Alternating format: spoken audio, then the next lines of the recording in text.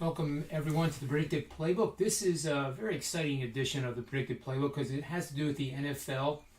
And what I've done here is I've taken all the lines for every single week of the 18-week regular season, lines and totals, and come up with the beginning parts of some advanced analytics. And this is the foundational show. So with that said, I'm going to share my screen here and hopefully everyone will be able to see it. If you want to see the slides of this show, just send me a direct message on Twitter and I'll be happy to send a package of slides over. Pretty self-explanatory as we go through this. But initially here, what we see is the 49ers are in this column right here, in column E. So that's their home games for this season. So you can see that they play the Cardinals week 9 on November the 7th. They're 5.5 point home favorites. The total is 47. The score is the what the market is telling us the visitor will score. In this case, the Cardinals will score 20.75. The home team 49ers will score 26.25. The difference between the two numbers is the spread of minus 5.5. And if you add those two numbers together, it comes up to the total of 47. So what the V score is all the visitor scores for every single game of the 274 game regular season, and the H score is the home score, obviously, for those games as well. So what we're doing here is we're looking at the home team sorted by team, and we have the Bears next. So you can see that they're favorites in 3 of the 6 games. They're a slight dog in between. So looking at these numbers here, the fact that it's home games and they're minus 3.5 minus 5.5 is the max home favorite, and that is against the Lions. That is in week 4, so that'll be the first meeting between the two teams and the division rivals. And then the largest home dog they are is plus 3.5 when the Baltimore Ravens come into town to take them on. So the fact that that is so narrow, the Bears are certainly one of the teams that could outperform expectations simply by taking care of business at home. And an initial analysis like this can set up the opportunity for a futures bet with the wins total. And I haven't gotten that far yet to say that it is, but it's certainly a lean right now with the Bears win total where it's at. Moving on down here, we can see sorted alphabetically. The Bengals have actually 9 home games. 1, 2, 3, 4, 5, 6, 7, 8. Yep, 9 home games in the 17-week season. So obviously that means they have 8 road games. And they're an underdog in every single one except for a visit from the Jaguars, which is a big unknown with Trevor Lawrence at quarterback and the inexperience of the entire team. Jacksonville is definitely a team that has more upside than downside, I think, based on how the market is pricing them. So we can then take this data, and here's an example of the 49ers season. So you can see I have all the away games here, then all the home, and then here are the opponents. And opponents for the home games would be here: Cardinals, Colts, Falcons, Packers, Rams, Seahawks, Texans, Vikings, and the dates, and the week that they're playing, spreads. And what it tells us is that the average spread of the away lines is 2.28 points. So they're going to be an average of an underdog of 2.28 points for the road games that they have. They're expected to score, before I get there, average away line is going to be 45.7 points. So almost 46 points a game on the road are the 49ers games going to be. So in away games, they're going to score a total of 216 points, 215.75, and that averages out to 23.97 or 24 points a game. So then we look at home, and not surprisingly, home teams will score more than the away team over the course of a season, and they're projected to score 26.2 points per game for a positive point differential for the season. So the 49ers certainly should be a better team than they were last year. So again, the spreads here, they have the Texans at home. They're favored by 13.5 in week 17. Who knows, by then the 49ers might have the division wrapped up and their seed wrapped up and might not be playing the starters. But the fact that it's 13.5 now is what matters. And the range of these home games goes from 3 points when they are visited by the Rams in the second of the two meetings, and then all the way up to minus 13.5. But you don't see one place where they are a home dog. And that is somewhat unusual, as we'll go through these shows hopefully about every day now leading up to the NFL Week 1 start, which is Dallas and the Tampa Bay Bucks. But here you can see in away games, they're a dog except for when they travel to play, interesting enough, Seattle. And the 49ers will be 3.5 point favorites against the Bengals. So in this particular case, they are only underdogs when they travel to the Seattle Seahawks in Week 13. So in only one game, other than a pick'em against the Arizona Cardinals, which are in their division, are the 49ers not going to be favored this season. So hope that makes sense. So that game right there is the underdog game on the road. I'm sorry, there's two. I stand corrected. There's two. 1.5, and then away at Los Angeles with the Rams as a 3-point underdog. But everything else is favored. So this is a market. The market reflection here is that the 49ers are going to be a very good team this year if they just simply win as favorites. So a lot of the times here you could say, boy, when we get to this game and the line is somewhere around what this is right now, because this is our benchmark. So each week the market's going to adjust. You're going to be able to see the betting public, overreactions, underreactions from the prior week's outcomes. And as using these lines as the base, the benchmark starting point, we're going to be able to get a lot of intelligence about how the market is possibly overreacting, how sentiment is getting too bullish on a team and that we should be contrarian, or vice versa. A team's going on a losing streak, they haven't been covering the spread, and has the market overreacted to that. So using these lines is going to be very important for establishing the possibility of potential strong betting opportunities. Now let's move over here to a few of the others. That's just a spread there. Now here we have, that's actually a spread. I don't want to show that one yet. Here is home score by home team. So you can see that the Bills, Colts, and Chiefs are supposed to be doing pretty darn good when they are playing at home in these games. And you'll see there's an outlier with the data that I will correct. It's the Saints here. That is, this is part of cleaning the data, as they call it. So disregard that, but everything else here is correct. So that's another way to visually look at how the NFL is going to go. And you can see the range here is rather dramatic, all the way down to the Lions. And then over here you can see total points scored at home, Bills 255. And this is all based on the market, based on line and total. And we scroll down here, you can see Jacksonville is going to be much better at home than on the road, but still 50 points less than the Bills. So they have a ways to go before they're going to be contending. But the Eagles, surprisingly, 177. So the market is telling us that they are going to be struggling this year under Jalen Hurts, which I think is rather surprising.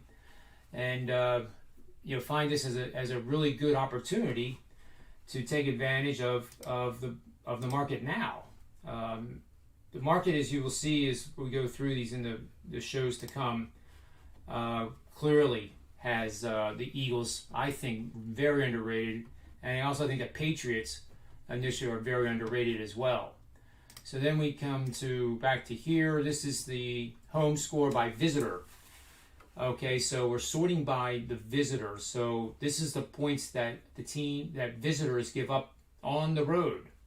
And the Texans, as you can see here on the chart, are expected to be the worst defense in the league, allowing 29 points or more in their road games. So they're going to be very generous to their hosts. The Raiders, too, apparently have no evidence of an improvement on defense. In fact, it's worse than last year. And they are second at 27.6 points allowed in road games. We then cycle down here, And we see the 49ers, as we already mentioned, 21.7 points allowed in their road games. So the home team that in opponents that are home that the 49ers play as a visitor, the average score allowed by the 49ers defense is going to be 21.7, which is the league best. And this is not a prediction, this is what the market is telling us based on the lines and totals. Now we can come over here and take a look at the frequency of the spread. So I'll just enlarge this here. And this is kind of interesting too, not earth-shattering, but lines between -9 and -14, which is this block here. That's a 17-game occurrence out of the 274. 80 games are lying between -4 and -9. Let's see, here we have -4 to +1 underdog. There's 100 of those. 1 to 6 underdog. There's 56 of those. And then there's 18 games where the dog is 6 points all the way up to 11 points. And the highest line of any game is obviously a home team here that is favored by -14. And I think that's in week 17 actually. But then we can also take a look at how the home team scores by week. And what this is here, this is kind of neat little chart too. Here is showing every single team, which is the dots, and they're the home team. So you can get a feel for the range. Like there's a blip here, like who's this? It's 31.75 points. So I would be easily able to go into week 4, which is the horizontal axis here, look up who this is. In fact, I can label it and just reconstruct it.